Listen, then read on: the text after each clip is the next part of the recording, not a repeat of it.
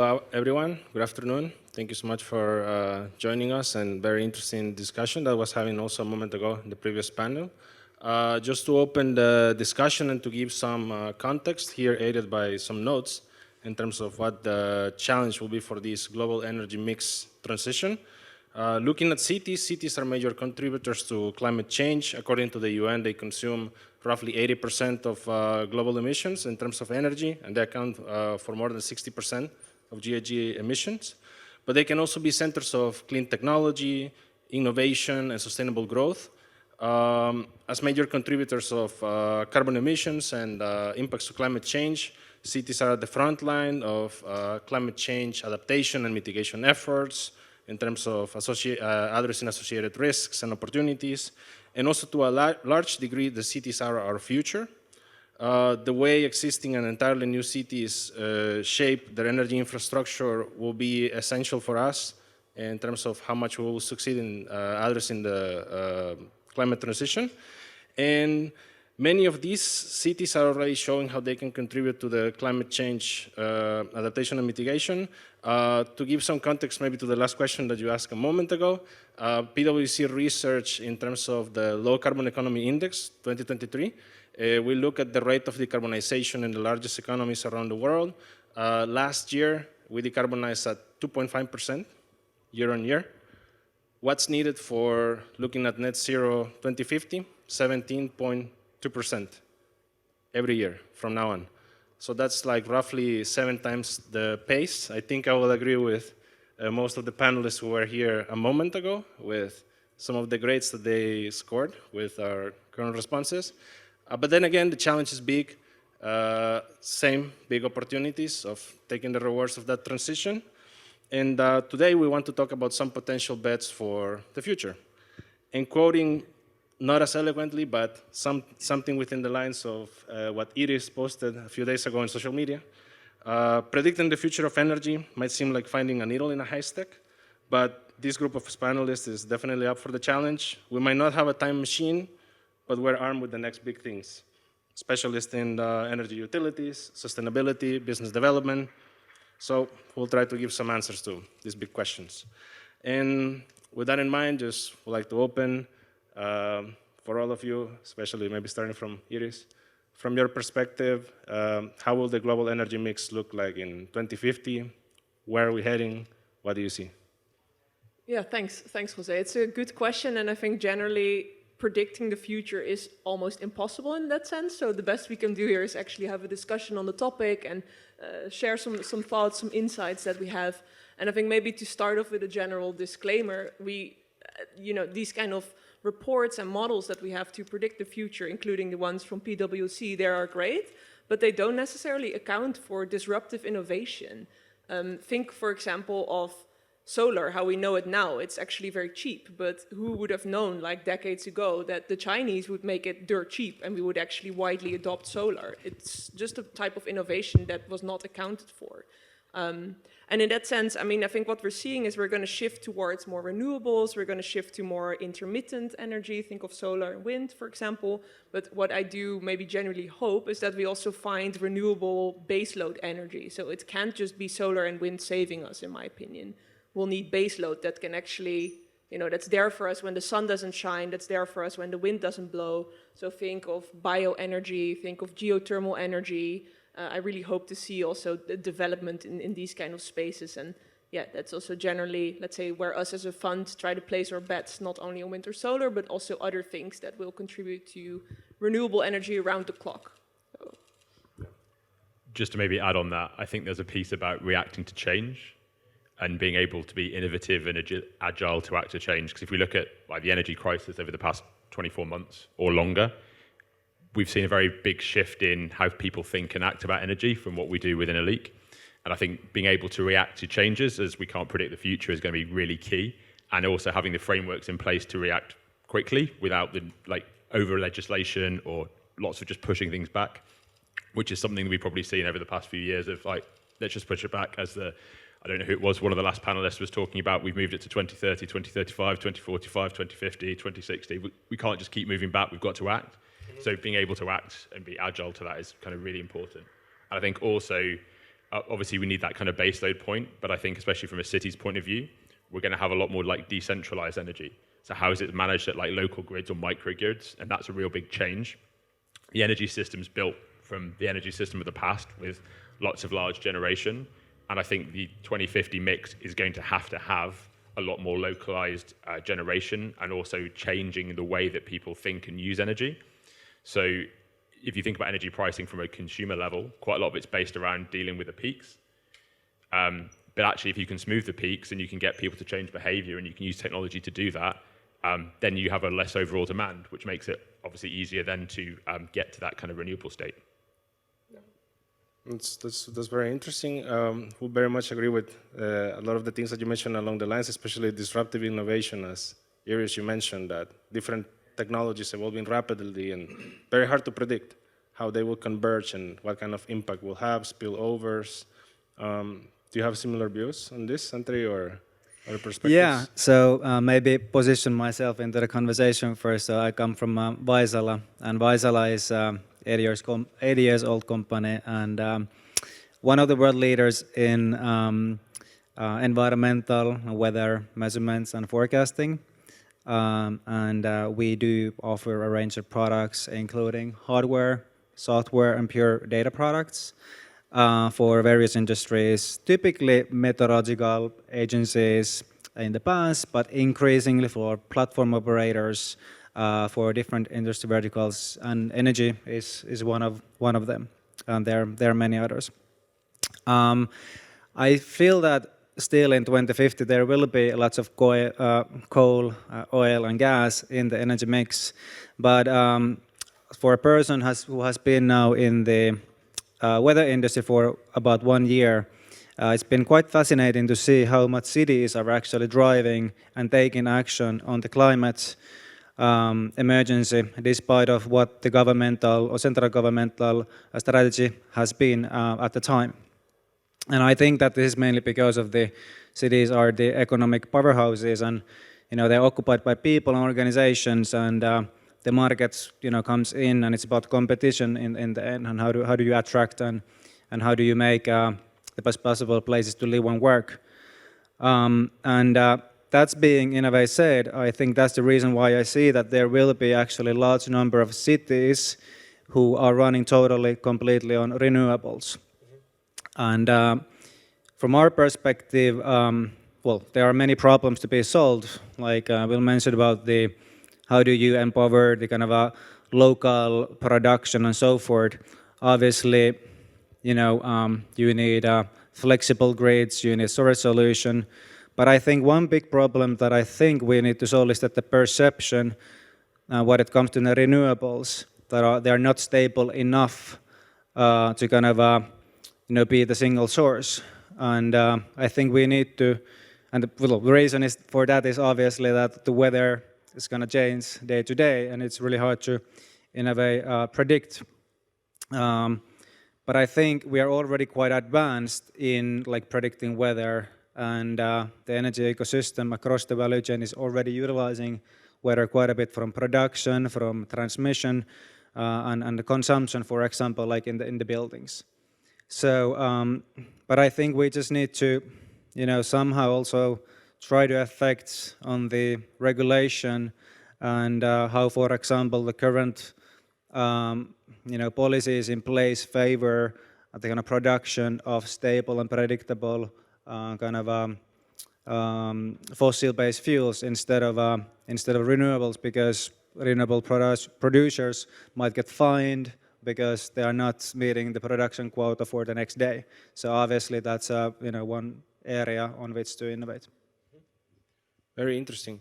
And on that note, because I think in corporate world we want to look at, let's say, stability and getting some insights in terms of forecasting, prediction. You mentioned that climate models have advanced significantly, and that we can predict certain climate weather patterns. From your perspective currently, what would be some of the limitations in terms of the level of insights that we can get? And in the context of cities, how most of the cities or organizations operating in the built environment will use this for achieving some efficiencies? If I address on the built environment, at least first, because that's an area where we have been focusing on, especially on the past year. Because weather and especially temperature is one of the biggest drivers for energy consumption of the buildings, and that's the reason why weather measurements has been used in the buildings for quite some time. So it's a standard solution in a way. Traditionally, a construction company or a facility manager buys a weather sensor, installs in the building, connects to the building management system, and starts controlling the heating, ventilation, and blinds based on the weather outside now. And some of these smarter systems are already using weather forecasting solutions, especially in office buildings where the inside environmental standards are higher because of the demands of the tenants. But as the adoption of this more predictive and kind of AI-based kind of building management technologies becomes more popular, especially in energy management, we start to see that the quality and the consistency of the data actually start to matter more and more. And when it comes to weather, the two main problems that what we face in the industry today is that the sensor not producing good enough data for those models because they were installed in the wrong location, or they are not well maintained, or the product quality at first place, it's just not there. And the second problem is that the weather forecasts are not accurate enough, because typically those generic weather forecasts are based on the weather stations that are located outside of the city, perhaps 20 kilometers away from the building.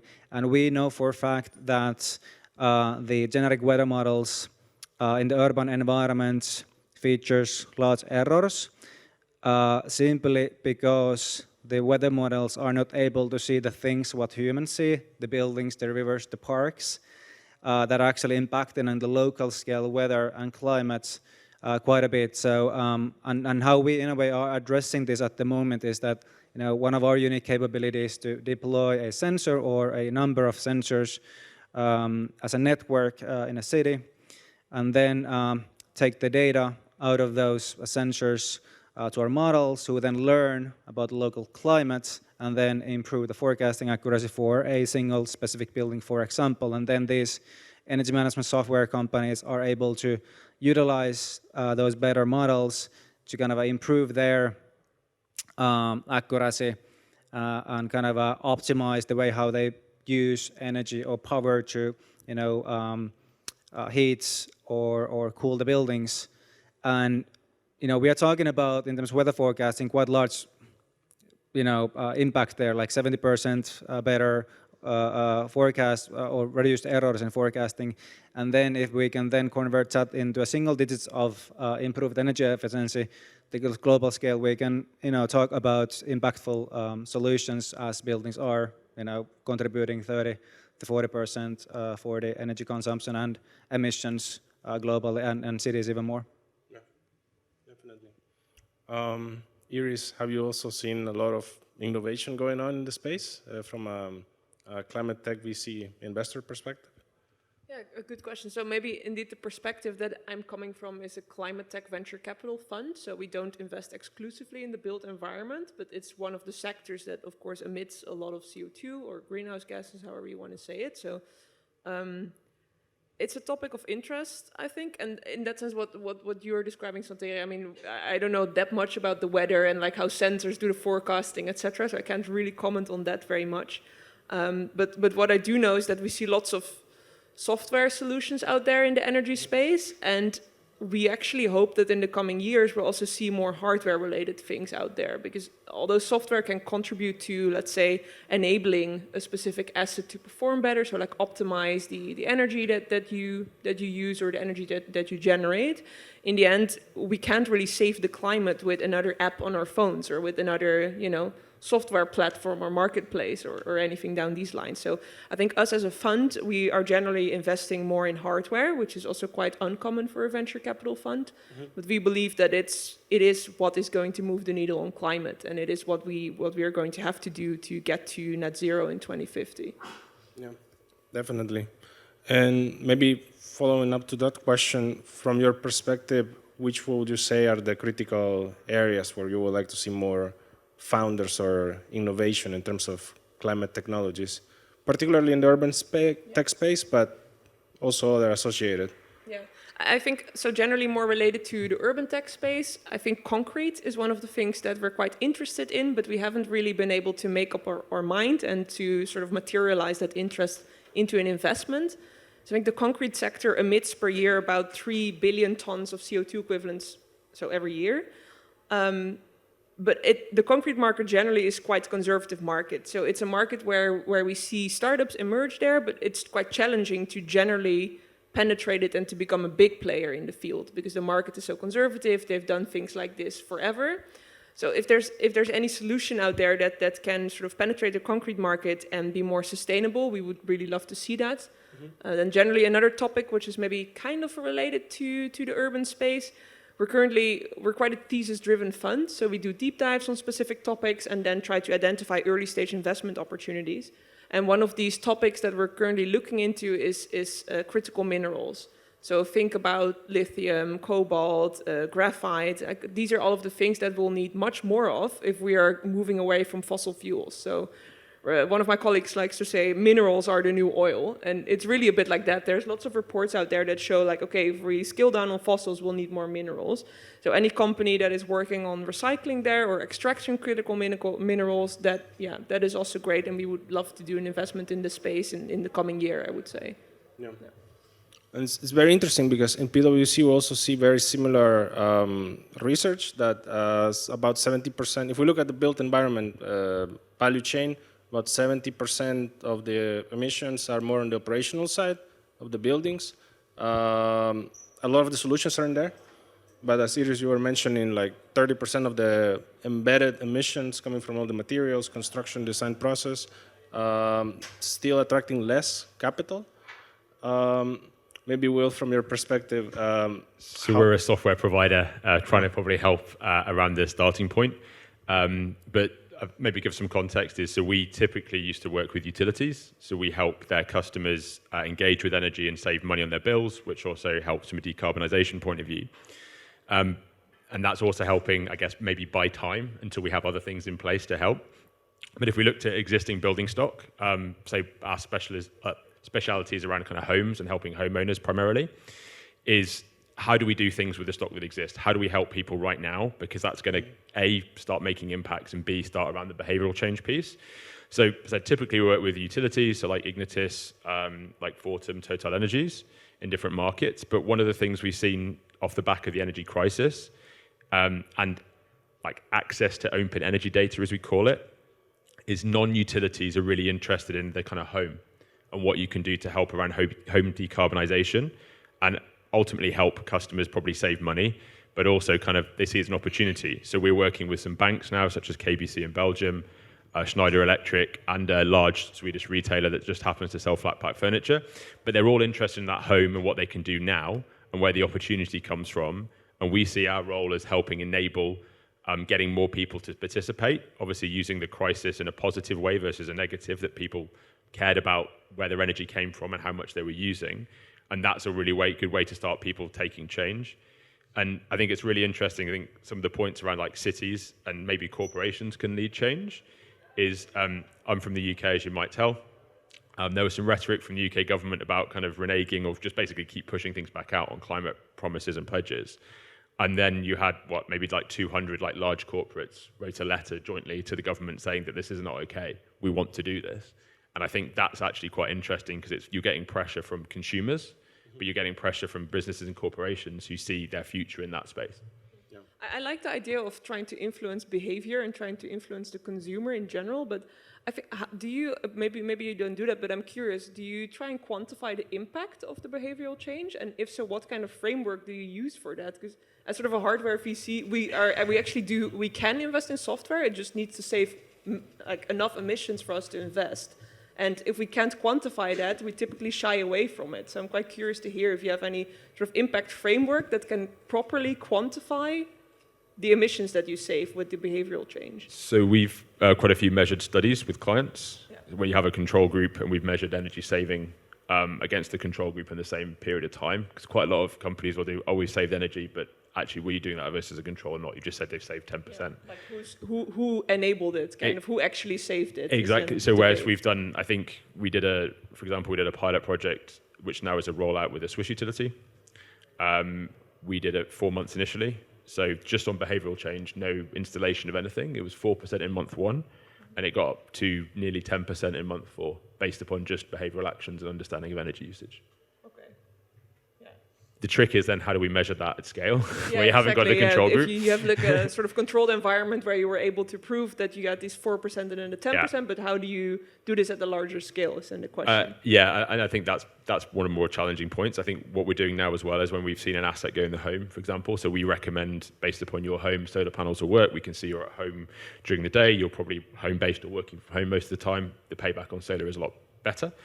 Then we make a recommendation for solar. We can see the customer's taken that from the data, and then we're tracking the savings over time. So we're using that as almost like a think like Netflix or Spotify recommender algorithm, but for energy saving. And that's kind of what we're doing for some of the banks as well. They're looking, and that's an interesting angle as well, is if you think about energy technology now, like solar panels, heat pumps, things that generally cost a lot of money, that not everyone can afford outright. It's really interesting when you bring finance into the mix and looking at actually, can you get to like pay-as-you-save models? Can you basically pay a subscription for that versus having to pay out up front? And I think when we're working with some of the banks, that's something really interesting that they're looking to do is, actually, we know you'll be pre-approved for a loan. We can offer it at a low rate because it ticks some other boxes. Then you suddenly got, well, we can help get it away from people that can just afford it to more people. So you go from, if you think of that product adoption curve, you kind of get into kind of mass market, and finance is a key enabler to that. And the reach of a bank, as an example, is probably a lot larger than a utility, because typically you have one utility relationship, but you can have multiple financial relationships for your mortgage, current account, spending account, investments. So we see that's a really big shift in terms of, they've all got climate targets they've committed to, and you kind of ask them the questions like, well, if you do nothing, where'd you get? And they're like, nowhere near. So there's almost like the forcing function that they've said something to markets and have to do it, and how do they actually implement it, and how do we actually, to your point on investing, obviously from the savings, well, if we can prove we get an uptake of X much more PV, and therefore there's probably like an assumed saving that you'd get from that. Those are kind of the things that we're looking at in terms of ways that we can track at scale. But as long as you're careful that you don't do the sort of double accounting, right? But I guess you're familiar with that. Yeah. But you're also alluding to another interesting point is that to get it to sort of mass market adoption, whatever it is they're doing, so if it's solar or any other action or behavior, it needs to be either price competitive with the fossil-based alternative, or ideally it's cheaper, so that there's enough, let's say, financial incentives for people to actually go and do that. Right? It can be more expensive, because why would people do it otherwise? Yeah, and I think, it's how do you build someone to that point that makes a logical sense. One of the things we see is really interesting, and excuse the terminology, but like EVs are almost like a gateway drug. So you suddenly we see the data from our clients, you have an EV in someone's home, they spend a lot more time engaging fully with energy, and there's some correlation, I'll try and find the study afterwards if anyone wants it, around people that if they have an EV, they're more likely to get PV. So it's almost that starting point. And, if I think around like it's more attractive on, say, some company car schemes to get an EV than anything else, then you start to kind of seep into that mass market with a very high energy intensive load item.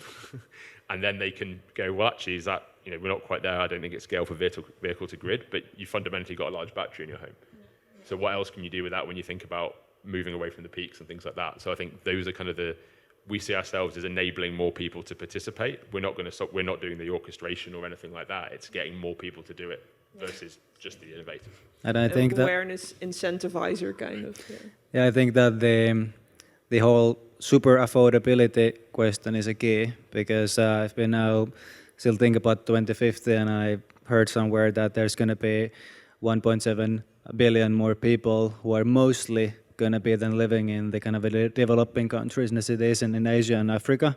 So obviously, you know, the EVs and all these latest technologies are getting adopted by us who are living in the kind of a developed countries at the moment. But I think that, you know, if we really want to achieve our targets, we really need to kind of contribute on the solutions that, you know, just produce like super cheap solutions that are being then kind of deployed in scale on the kind of you know, kind of multifamily housing in a like large cities with tens of millions of people. So how do we then kind of enable that? Because that's the kind of mass who are currently using the most of the energy in any case, and I think that's the big kind of question we need to tackle, and we are not necessarily tackling that from that perspective at the moment.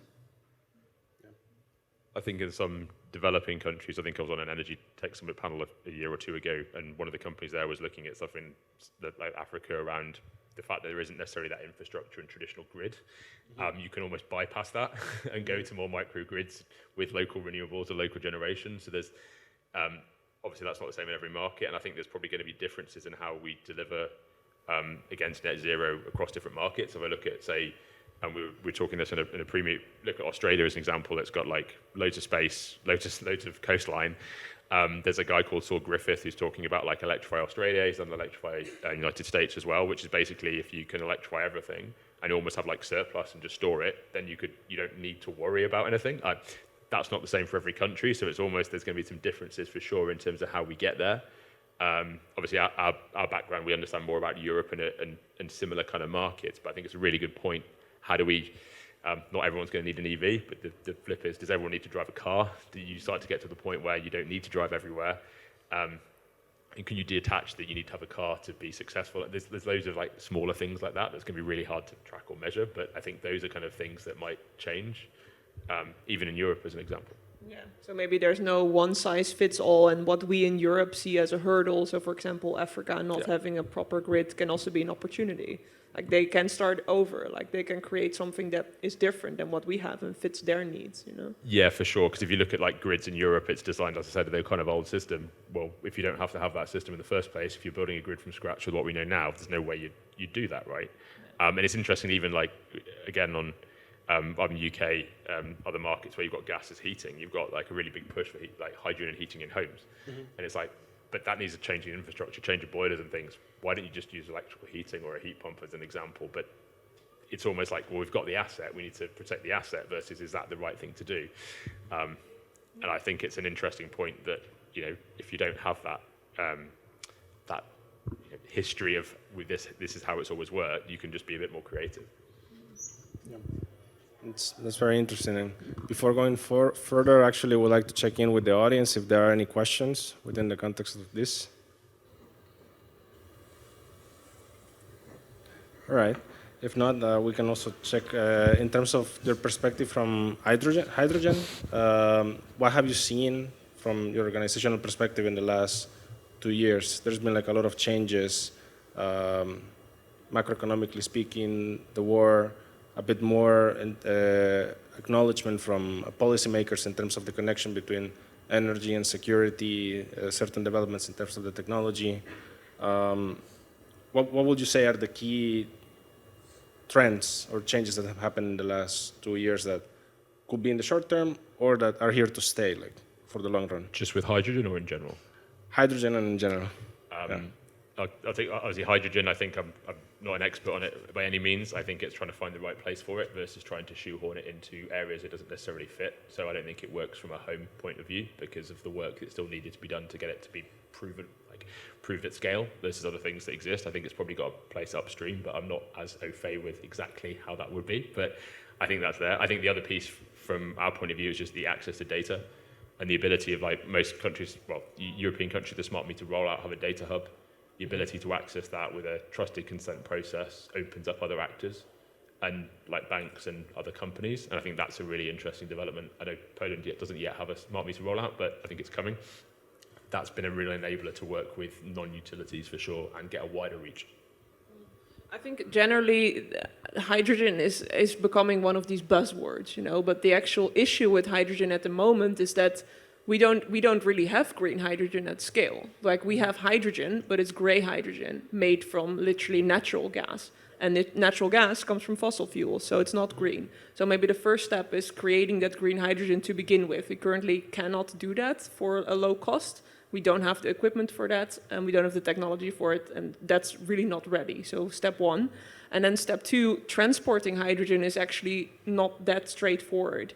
Everybody's talking about pipelines that we're going to use for that, but that doesn't really make any sense, in my opinion, coming from, let's say, chemistry background. Hydrogen is literally the lightest molecule on Earth. And if you try and put pure hydrogen into our natural gas pipelines right now, it's going to leak straight out. So there's no point, right? You might as well not do it. So like, we don't have the infrastructure to transport hydrogen, not at that kind of scale. So what we can do, however, is turning hydrogen into natural gas and putting it in the pipeline, or turning it into some other molecule like ammonia and transporting that. Because transporting hydrogen by itself, for me, that's not feasible at all. So we either need to think about doing it in a different way, like decentralized, creating hydrogen in a more sort of local fashion, or we need to use chemical carriers to get hydrogen from A to B and then crack it at the location where it needs to be used. So sort of, I know that hydrogen is a buzzword for lots of cities and people at the moment, but we're not there yet. A lot needs to happen for us to be able to get that properly into the energy mix. But in 2050, who knows, like lots can happen, so. Yeah. And even there's been a few changes. If you might be following up with some of the publications, like the International Energy Agency, a couple of days ago, they produced latest report looking at that we might experience peak oil before 2030, which is like looking at the previous couple of years. This still kind of like shows the trend of how fast renewables are taking the uptake. Maybe again, like open question, or Santeri, if you would like to share first. From your perspective, what would be the main changes that will be required in terms of infrastructure in cities to see accommodating these new type of energy sources? Yeah, I think, I just want to avoid repeating myself. I think, the key is to really get rid of the perception that the renewables cannot just handle the supply as they own. And, obviously on top of that, we need solutions like microgrids and also demand response systems. And I think I talked about the energy management as one emerging application area within the buildings for weather data and weather software solutions. So I think the next step is that, like on top of that, where you manage your HVAC based on the weather data. So the weather data will increase its value when you start to deploy mainstream demand response systems. So basically assets, buildings, EVs, all things that are connected to the grids can communicate to each other and also predict the demand, predict the supply for the future. And on top of it, you have flexible storage assets. So I think that's, from my perspective and our perspective at the moment, the critical kind of enabler for moving towards the greener grid. Yeah, I think we are also definitely, if we indeed manage to reach that oil peak sort of before 2030, we're probably thinking about it right now already, but if we have more and more renewables, especially intermittent renewables coming into the grid, we need to find a way to balance our grid. So we will probably need maybe some of the energy management softwares that we're talking about, but also energy storage, like long duration energy storage that goes far beyond batteries. Like batteries itself is not enough, we'll need more than that.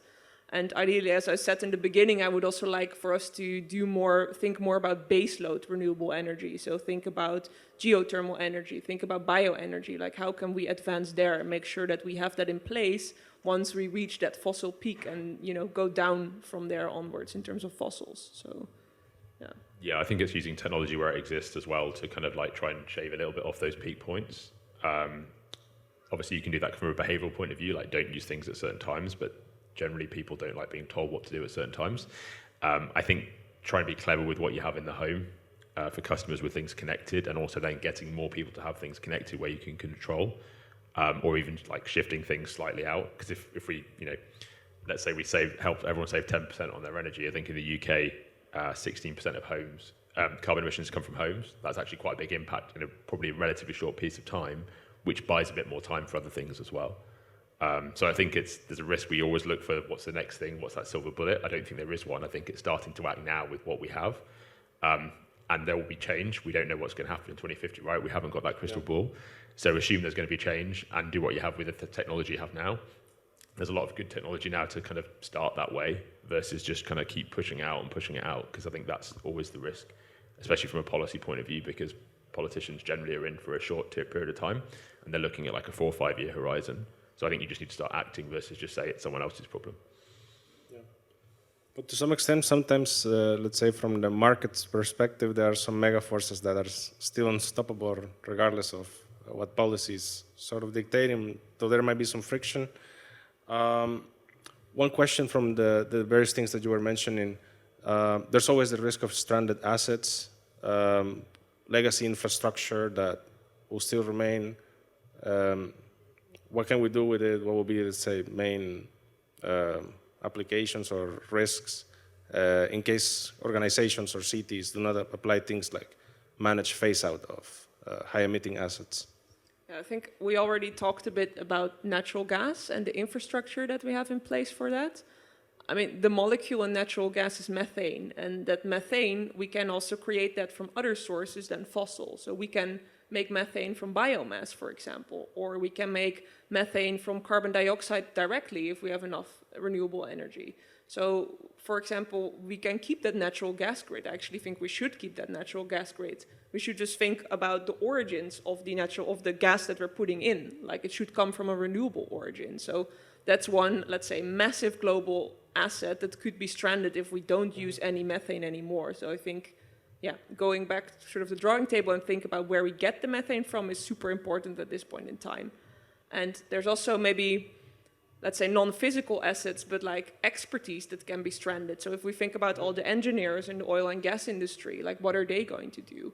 And this is exactly why we like geothermal energy so much, because we need drilling, we need expertise, and we need engineers to sort of drill the type of wells that we can use for geothermal energy, which is renewable energy. But all the tools and the equipment like that we use for drilling for oil right now can be used for a renewable purpose. And that's why we like it so much at Extantia and have invested in literally a company that does drilling, but for geothermal energy and not for oil. So.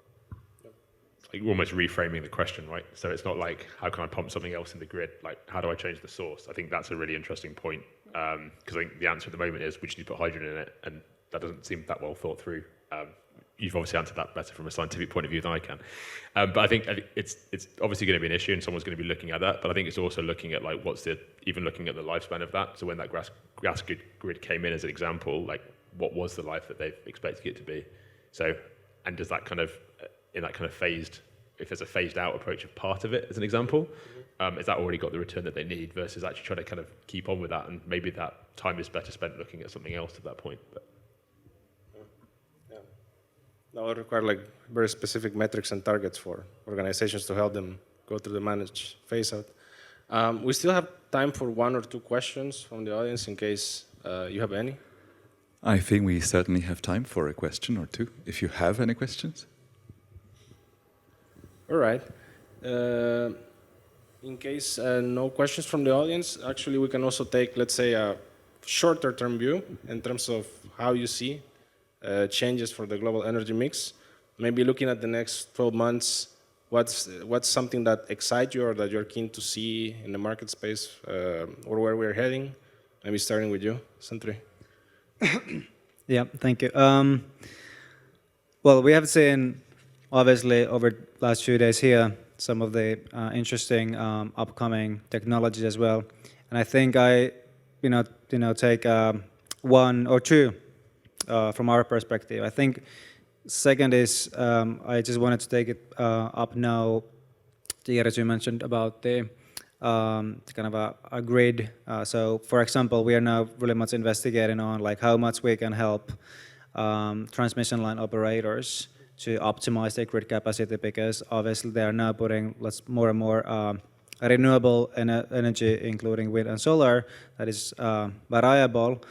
but we know that the whole grid is also weather dependent, so wind and cooling conditions across these large grids are heavily impacting on how much capacity and congestion the grid has. So there's kind of a room for our perspective to innovate.